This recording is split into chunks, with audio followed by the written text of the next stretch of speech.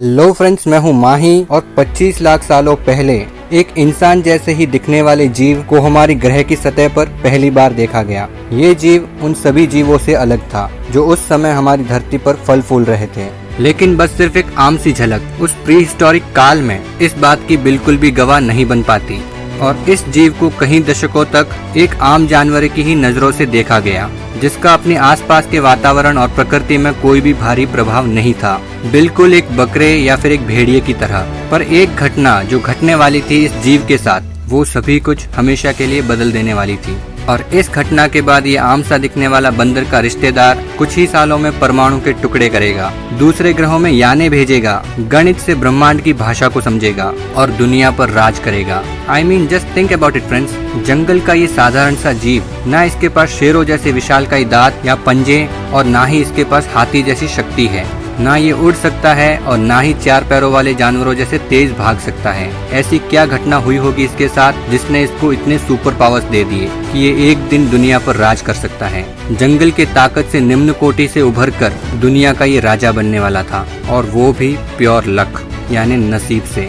60 लाख सालों पहले एक मादा बंदर ने 2 बच्चों को जन्म दिया। एक बच्चा आज के जमाने के चिंपैंजी का पूर्वज है और दूसरा हम हैं। लेकिन क्यों और कैसे आज हम अपने भाई चिंपैंजी भाई से अलग हो पाए? चिंपैंजी तो चलो हमारा दूर का कजिन हुआ, पर क्या आपको पता है कि इंसान यानी ह्यूमंस वे सिर्फ और सिर्फ एक ही किस्म के नहीं थे?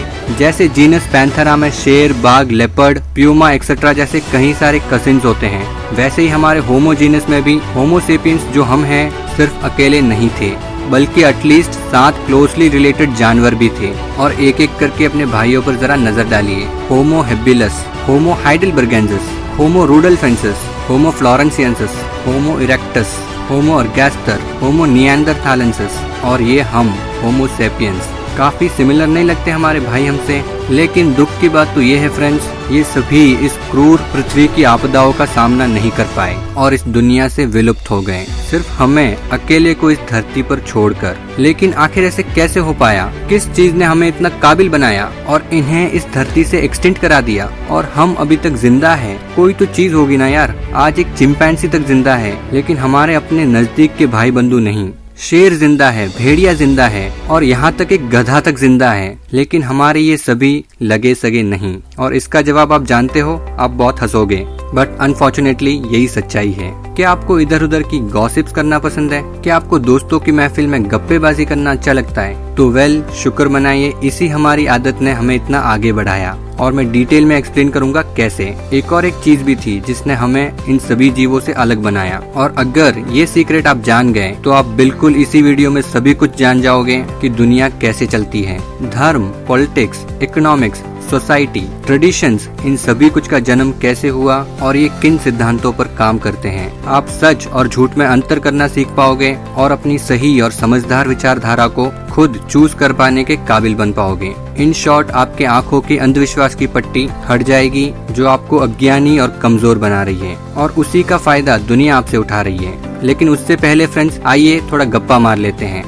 गप्पेबाजी, जैसे मैंने कहा, इंसानियत को जिंदा रख पाई है, जबकि हमारे सभी दूसरे भाई मर चुके हैं। मजाक लगता है, right? History here we come. लाखों सालों पहले होमो सेपियंस यानी हम हमारी जन्मभूमि अफ्रीका छोड़कर यूरोप में पहली बार कदम रखे थे, तो वहाँ पर एक छोटी सी प्रॉब्लम हो गई। यूरोप के ठंडे मौसम और हरे भरे पहाड़ों में हमारे भाई निएंडरथाल्स रहते थे और इन्हें हमारी खातिरदारी करने का कोई शौक नहीं था। जाहिर सी बात है, 2 सेम प्रजाति के जानवरों का इलाका शेयर करना मतलब कॉम्पिटिशन, खाने पीने के लिए, घर ढूंढने के लिए और अन्य दूसरे रिसोर्सेस के लिए। और जंगलों में तो सभी चीजों का हमेशा अभाव ही रहता है। इसी स्केरसिटी वाले परिस्थिति ने दोनों भाई समान प्रजाति को एक दूसरे के खून का दुश्मन बना दिया। लेकिन फ्रेंड्स, हमारे लिए यहाँ पे एक प्रॉब्लम थी कि हमारे सौतेले भाई निएंडरथाल्स हमसे ज्यादा ताकतवर, मस्कुलर, तेज और यहाँ तक बुद्धिमान भी थे। पहाड़ी जीव जो थे, तो हम उनका सामना कैसे कर पाते? हम उनसे प्रकृति के इस कंपटीशन में हार जाते। एक 1-on-1 फाइट में एक निएंडरथाल्स एक होमो सेपियन को बुरी तरह से पछाड़ देगा, अपनी शक्ति और अपनी बुद्धि दोनों की मदद से। पर हमारे पास एक सीक्रेट हथियार था जो जो निएंडरथाल्स को बहुत ही भारी पड़ा, और वो था गप्पेबाजी। आई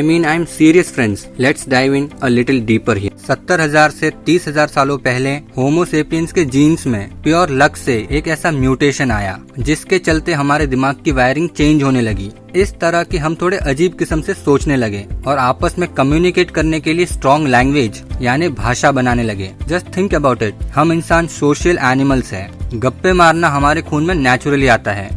अपने सोशल सर्कल में क्या आप इंटरेस्टेड नहीं होते हो हर चीज की खबर रखने में कि कौन कैसा है और कौन कैसा नहीं है, किस पर ट्रस्ट किया जा सकता है और किस पर ट्रस्ट नहीं किया जा सकता, और कितने इन्फॉर्मेशन आप सिर्फ इसी हैबिट से शेयर कर पाते हो। हमारे आज के क्लोजेस्ट रिश्तेदार चिंपैंजीज हैं, और अगर इन्हें कोई भी मैसेज दूसरे चिंपैंजीज को देना होता है तो इन्हें साइन लैंग्वेज का यूज करते हुए देखा गया है। सेम थिंग विद मंकीज, और इनका कम्युनिकेशन इतना सोफिस्टिकेटेड होता है कि ना सिर्फ ये अपनी आवाज से चिल्लाकर अपने साथियों को सोचने दे सकते हैं कि कोई परभक्षी उनके इलाके में आया है, बट ये परभक्षी कौन है और कहां से आया है वो तक कम्युनिकेट कर सकते हैं। जैसे फॉर एग्जाम्पल शेर आ गया तो चिल्लाने की आवाज उनकी कुछ ऐसी होगी, पर अगर एक आसमानी परभक्षी आ जाए तो उनके चिल्लाने की आवाज कुछ ऐसी होगी, जो उन्हें सतर्क कर सके कि अटैक आसमान से होने वाला है। और ये बिहेवियर को एक्चुअल में देखा भी गया है। जब रिसर्चर्स ने कुछ एक्सपेरिमेंट किया, कुछ बंदरों पर एक बंदर की आवाज की रिकॉर्डिंग को प्ले कर दिया तो सभी चिंपैंजी सतर्क होकर ऊपर की तरफ देखने लगे, और दूसरा ये प्ले किया गया तो सभी बंदर डर में दूर दूर तक जमीन पर ही देखने। वैज्ञानिकों ने एक तरह से बंदरों की भाषा को ही डिकोड कर लिया था। Interesting right? पर फ्रेंड्स, ये तो फिर भी काफी आधुनिक जानवर हैं। दूसरे कम बुद्धि वाले जीव जैसे पक्षियाँ या फिर मैमल्स भी खतरों की चेतावनी समझते हैं, पर सिर्फ डिफरेंशिएट नहीं कर पाते कि खतरा किससे है। और अब बारी आती है हमारी, माय फ्रेंड। इमेजिन करिए हमारे इलाके में एक शेर घुस गया। साला शेर कहाँ से है, शेर कौन से रंग का है, शेर के बाल है या शेर शेव्ड है, शेर को कहाँ से और कैसे ट्रैप करना है, उठा के कैसे लाना है, और उसका भरता बनाने की यम्मी रेसिपी क्या है, ये सभी चीजें हम अपने दोस्तों से आसानी से शेयर कर सकते हैं थ्रू लैंग्वेज, और ये बहुत बड़ी चीज है। Control your language. I am not यार। सभी कुछ इन्फॉर्मेशन का ही खेल है, और लैंग्वेज टेक्निकली अलग अलग साउंड्स का एक कलेक्शन है, जिसके जरिए छोटे से सेंटेंस में हम इतनी ज्यादा इन्फॉर्मेशन को पैक कर सकते हैं जिससे एक प्रजाति के जानवरों के बीच कम्युनिकेशन और तालमेल बहुत ही स्ट्रांग हो जाता है। और इसी म्यूचुअल कोऑपरेशन के चलते एक स्पीशीज के सर्वाइवल के चांसेस ड्रास्टिकली इंक्रीज हो जाते हैं। और यही चीज ने हमको निएंडरथाल्स का सामना करने में बहुत हेल्प किया। 1-on-1 में हम भले ही हार जाते हैं, पर जब बात होती ग्रुप्स या फिर ट्राइब्स की, होमो सेपियंस के आधुनिक कम्युनिकेशन स्टाइल और लैंग्वेज ने हमारे पूरे स्पीशीज के तालमेल को स्ट्रॉन्ग बना दिया कि हम नए नए इन्फॉर्मेशन को लर्न कर सके, प्रोसेस कर सके और अपने स्पीशीज को स्ट्रॉन्ग बना सके प्रॉपर कोऑर्डिनेशन और टीम वर्क के जरिए। एक ही साथ हम हजारों ब्रेन्स और इंद्रियों के इन्फॉर्मेशन को हमारे स्पीशीज सर्वाइवल के लिए यूज कर सके। और निएंडरथाल्स को उस इलाके से विलुप्त होना ही पड़ा, पर क्योंकि निएंडरथाल्स हमारे भाई थे तो कुछ होमो सेपियंस और उनमें क्रॉस ब्रीडिंग भी हुआ, जिस वजह से आज भी हमारे डीएनए में कुछ परसेंटेज उनके जीन्स मौजूद है, यूरोपियंस में ज्यादा। तो हमारे इसी पावर को आज भी हम देख सकते हैं। टेक्नोलॉजीज कैसे बनती है, किसी ने कुछ खोज की और इन्फॉर्मेशन दुनिया से शेयर की, उसी इन्फॉर्मेशन पर किसी दूसरे साइंटिस्ट ने काम किया और लो न्यू टेक्नोलॉजी बन गई। और फिर उसी टेक्नोलॉजी में प्रॉब्लम्स किसी दूसरे रिसर्चर ने आइडेंटिफाई किए और उसे पहले से और भी रिफाइंड और एडवांस्ड बना दिया। हमारी सोफिस्टिकेटेड लैंग्वेज ने हमें कहां से कहां पहुंचा दिया। पर फ्रेंड्स, एक बात ध्यान रखना जरूरी है कि यहाँ लैंग्वेज तो सिर्फ एक जरिया है, जो सबसे इम्पोर्टेंट चीज़ है वो है इन्फॉर्मेशन यानी नॉलेज है, जो एकजुट होकर हमारी पूरी प्रजाति इकट्ठा कर रही है। और वही नॉलेज फिर हमारी पूरी सभ्यता के आगे बढ़ने में काम आ रहा है through the medium of language. लेकिन यहाँ से शुरू होता है इंसानियत का अद्भुत सफर। बहुत सी बातें जो आप गप्पे मारते मारते अपने साथियों तक पहुँचा सकते हो, क्या गारंटी है कि वो सच है या फिर झूठ? क्या पता कि वो हमारी सभ्यता की भलाई के लिए है या फिर बात बताने वाले के अपने सेल्फिश इंटरेस्ट के बात करिए सच में हाथ पकड़े हुए थे, कुछ चल रहा है ना उनका के लिए। और वहीं पर आती है वो दूसरी चीज जिसके बारे में हमने बात की थी, जो आपको दुनियादारी का ज्ञान देगी। और ये चीज एक नेसेसिटी ईवल है, यानी वो कहते हैं ना कि शैतानी चीज जो आगे बढ़ने के लिए जरूरी है, और ये चीज है फिक्शन यानी कहानियां बोलना। And friends, once again I am serious, let me explain. Imagination वो चीज है जो आइंस्टाइन के कहने में नॉलेज से बढ़कर है, कि हमें हर प्रश्न का जवाब जानना होता है। इस बीमारी को हम कहते हैं क्यूरियोसिटी, और इसी बीमारी के चलते आपने मेरे इस वीडियो पर क्लिक भी किया है। बहुत बार आपने ऐसा भी अनुभव किया होगा कि आपको एक घटना का सेंस बनाने के लिए एक्सप्लेनेशन चाहिए होता है। जैसे फॉर एग्जाम्पल, उस दोस्त ने उस दिन मेरे से ऐसा कहा, तो क्यों कहा, उसने मेरे बारे में क्या सोचा होगा। और अगर आप थोड़े एक लेवल ऊपर की सोच रखते हो तो आप अपनी ज़िंदगी की घटनाओं के बारे में सोचोगे, क्यों मेरी लाइफ में अप्स एंड डाउन्स आ रहे हैं और मैं खुश नहीं रह पा रहा हूँ, एक्सेट्रा। फिर आप अपने ही नॉलेज, एक्सपीरियंस और मेमोरीज के आधार पर एक एक्सप्लेनेशन बनाते हो जो आपके उसी दिमाग के प्रश्न को एक्सप्लेन कर सके और आपको आंसर दे सके, जिससे आपकी जिज्ञासा यानी क्यूरियोसिटी शांत हो जाए। और अब फ्रेंड्स, ये घटनाओं के एक्सप्लेनेशन जो अपने आप को देते हो, मे बी सही भी हो या मे बी नहीं भी, पर ये आपको रात में एटलीस्ट एक अच्छी नींद जरूर देता है। ऐसा महसूस कराता है हाँ, आप सभी चीज़ों को समझते हो, और जो हमें सेफ फील कराता है। और जैसे आपको पता है, बायोलॉजिकल सर्टेनिटी यानी हमारी सुरक्षा हमारी सबसे इम्पोर्टेंट इंसानी ज़रूरत है। और इसी ज़रूरत को शांत करने के लिए जन्म होने लगा फिक्शन यानी कहानियों का।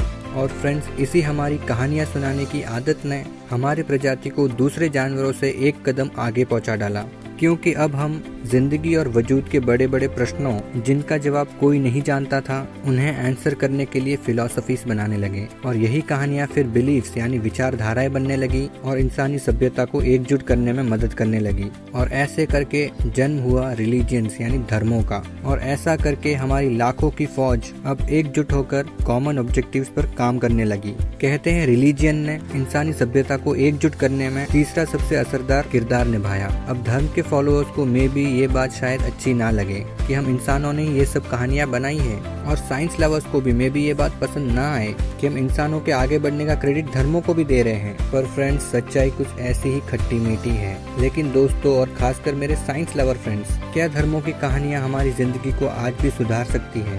लोग अक्सर कहते हैं धर्म अपना ले तुम्हारी जिंदगी सुधर जाएगी, तुम पॉजिटिव हो जाओगे और तुम्हारा मन अच्छे कामों में लगने लगेगा। और अब तो हमारे पास सबूत भी है कि धर्मों की वजह से आज इंसानी सभ्यता इतनी आगे बढ़ पाई है और बढ़ रही है, या फिर ये सिर्फ कहानियां ही है और इन्हें आज की जिंदगी में मानना अंधविश्वास होकर अपनी जिंदगी बर्बाद करना है। और इसी के साथ फ्रेंड्स, मैं आपसे शेयर करूंगा एक अद्भुत सीक्रेट, जिससे जैसे मैंने बताया था आप समझ पाओगे दुनिया कैसे चलती है और अपनी जिंदगी में सभी दूसरे लोगों से ज्यादा अवेयर और कॉन्शियस हो पाओगे, एंड एज अ रिजल्ट एक सक्सेसफुल इंसान बन पाओगे। ये है वो गोल्डन सीक्रेट जो कामयाब लोग जानते हैं और नाकामयाब लोगों ने कभी इस तरफ सोचा भी नहीं है। पर ये वीडियो काफी लंबा बन रहा है और मैं सभी कुछ इस वीडियो में शेयर नहीं कर पाऊंगा, तो मैं आपके लिए सभी कुछ अगले एपिसोड के लिए छोड़ देता हूँ, जो बस कुछ ही दिनों में मैं आपके साथ शेयर करूंगा। So friends, just to recap, आज हमारी नॉलेज को प्रोसेस करने की काबिलियत ने हमें इतना आगे बढ़ाया है और हम इस धरती पर राज कर रहे हैं। सो नॉलेज वो सबसे इम्पोर्टेंट चीज बन जाती है जिस पर हमारा अस्तित्व डिपेंडेंट है।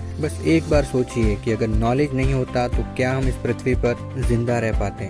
अगर नॉलेज है तो ही हम जिंदा हैं, वरना हम भी बाकी के भाइयों की तरह मिट्टी में मिल गए होते। तो नॉलेज गेन करना आपकी लाइफ का सबसे बड़ा ऑब्जेक्टिव होना चाहिए, और ये मैं नहीं, इतिहास और विज्ञान कहता है। और मेरे चैनल पे हम बिल्कुल इसी चीज़ पर फोकस करते हैं कि हमारे व्यूअर्स सभी के नॉलेज से एक कदम आगे रहे। तो अभी सब्सक्राइब करिए, नोटिफिकेशन बेल बिल्कुल ऑन कर लेना और ऑलवेज का ऑप्शन सेलेक्ट कर लेना, और इस सीरीज के अगले वीडियो का नोटिफिकेशन आपको मिल जाएगा। So can't wait to see you again friends. Keep learning, keep growing. जय हिंद।